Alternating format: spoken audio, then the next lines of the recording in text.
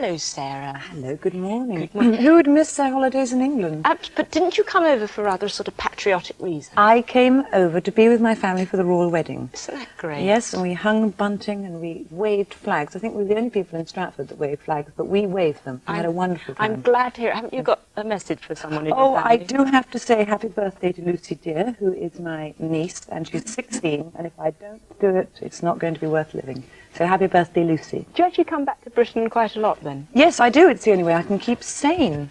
I was going to say, what's life like in downtown LA? I must say, I wondered this week, I've been on my family holidays in Padstow, and there are rather a crowd of us, 12 of us or 10 of us, so I'm going back to Los Angeles today for a rest.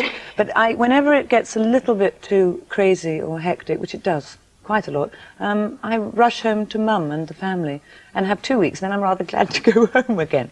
Not that I'm telling my mother that, But as you say, the pace of life must be different, but also the way you live. I mean, is it true you've actually got a gun and have taken shooting lessons? Yes, I have got a gun and I am taking shooting lessons. I'm not quite sure what we joke about it. I actually had quite a nasty... A lot of people in television out there get sort of a favourite fan that gets rather obsessive. And I had somebody that got extremely obsessive about me when I was doing Falcon Crest.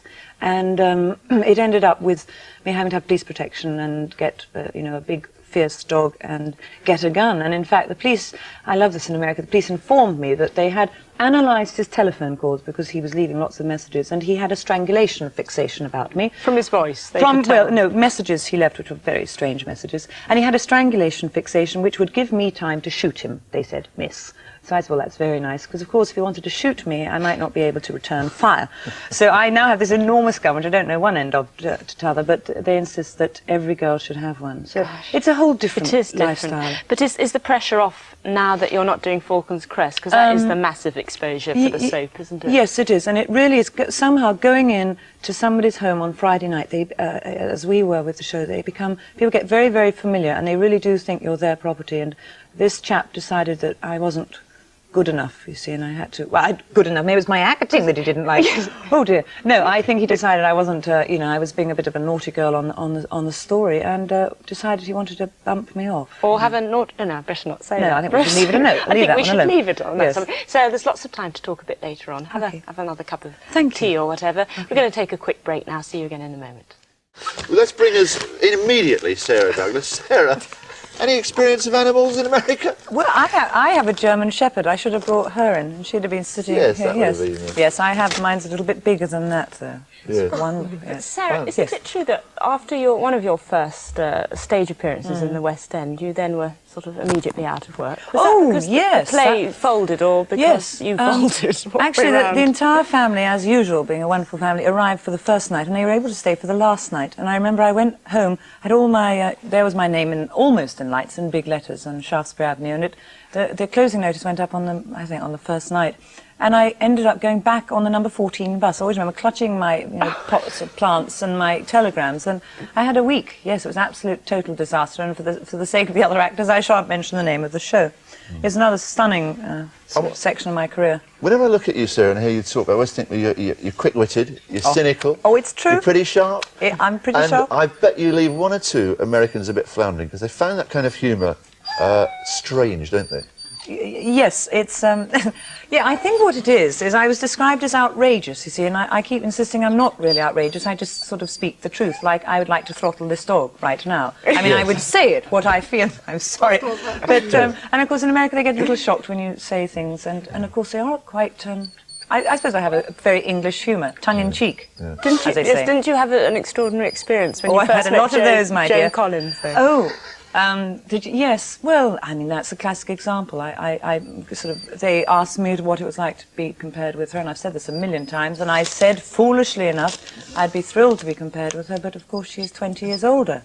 And this little snippet that I made has gone on to be printed in every newspaper, and they've made a big deal out of it, and I'm not looking to offend anybody, she said quickly, in case Joan is watching. Did you subsequently meet Joan Collins? Oh, yes, and I apologised profusely, tugging my forelock, of course, and said I didn't mean to say anything. And was she most gracious about this? Very gracious.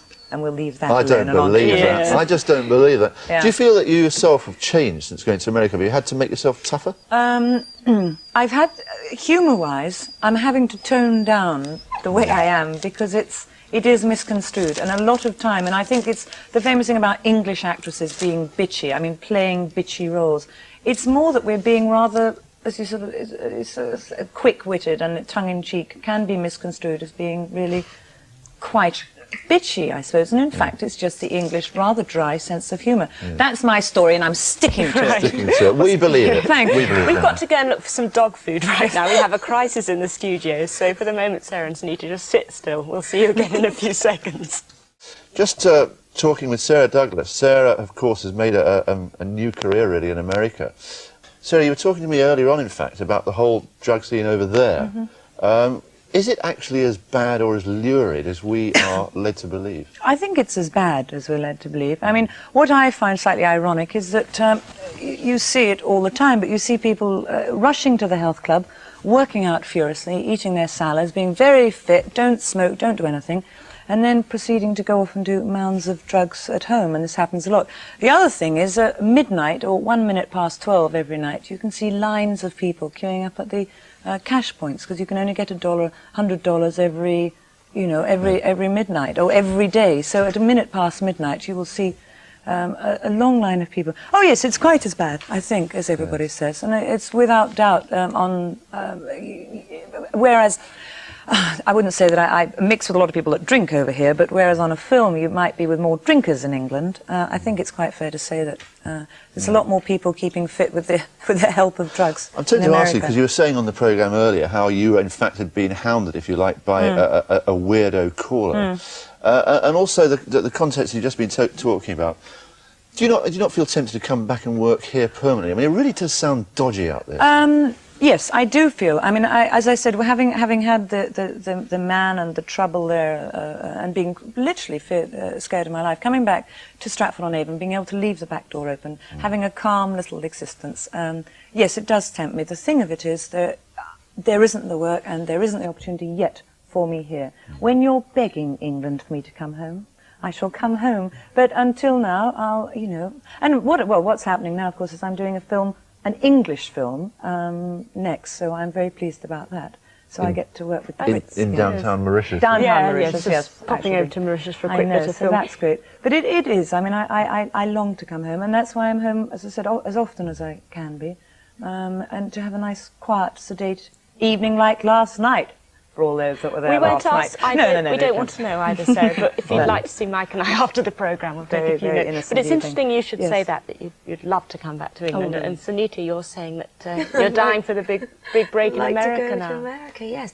But I actually haven't been back to America since leaving when I was 6. So, Mutiny's going in April, and I'm hoping that they'll take me with them. I'm going to It's going to Broadway. Yes, and to Texas apparently as well. And I've been sort of telling everyone I'll do it. Perhaps Sarah could advise you on first rules for an actress in America. Perhaps we could swap sort of apartments. I have to swap my apartment for your flat. Yes, and Fletch there. Yes, and I have to teach you the words that you don't use in America to get into terrible trouble. Do you actually sing, though, Sarah? Do I sing? Do I juggle? Do I look like the kind of girl that sings? No, I don't sing. This could be a problem. Dearie me.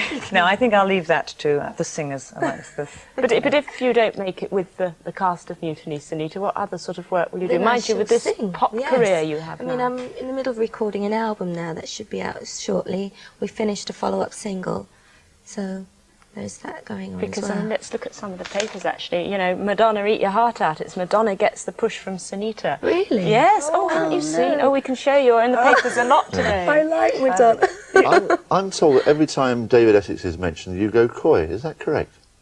I think he's adorable.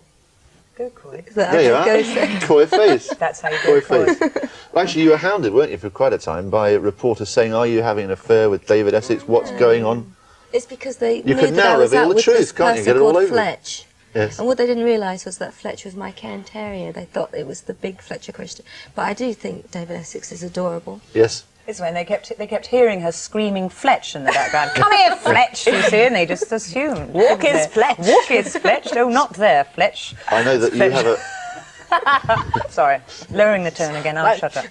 Leaving aside dear old Fletcher's little dog who's disappeared about half an hour ago. We're still not following him. Sarah, you actually were talking about the press, but the press in Hollywood is something else, aren't they? Oh yes, they've got me getting married.